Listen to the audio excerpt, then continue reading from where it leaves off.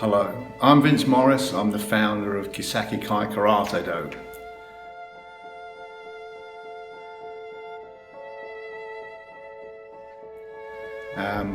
It was originally based on Shotokan Karate, but it's more concerned with the principles that underlie all good combat defensive arts. So it's applicable to basically all martial arts.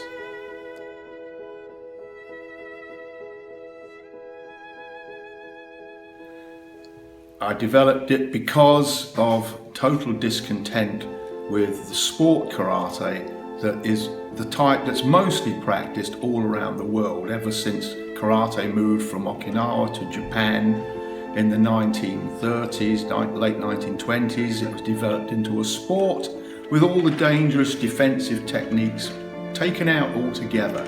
Such things as strikes to the eyes, the throat, the groin, wrenches to the joints, finger bending, all the techniques that you would need in a real self-defense situation were removed to make it safe as a sport. So you have millions of people all over the world practicing what was originally a defensive art as a sport, not for survival, but for points and medals.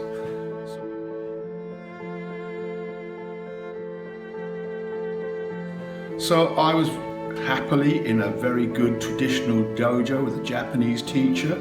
I won medals and trophies nationally and internationally myself, but I did realize right from the beginning that wasn't enough. That was not the real art. I was also lucky enough to be a university researcher, so I was happy to research the backgrounds, the origins of the martial arts way back in China and in Okinawa. And it was perfectly obvious to me that to be a really good modern defensive art, you had to put back into it all those elements that had been taken out or vastly weakened.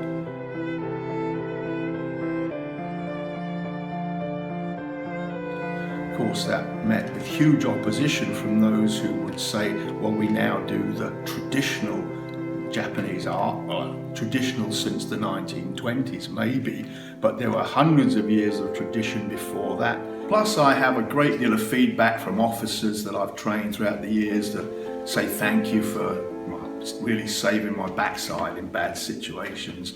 That's very gratifying to know that I've been able to strike one for justice, law and order, and still have a damn good time while I'm at it.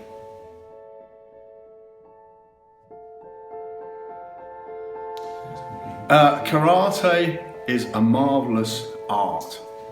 It has so many levels of training which keep your interest throughout your life. And now, although I'm in my 70s, I'm still as interested as I was 60 years ago when I first began.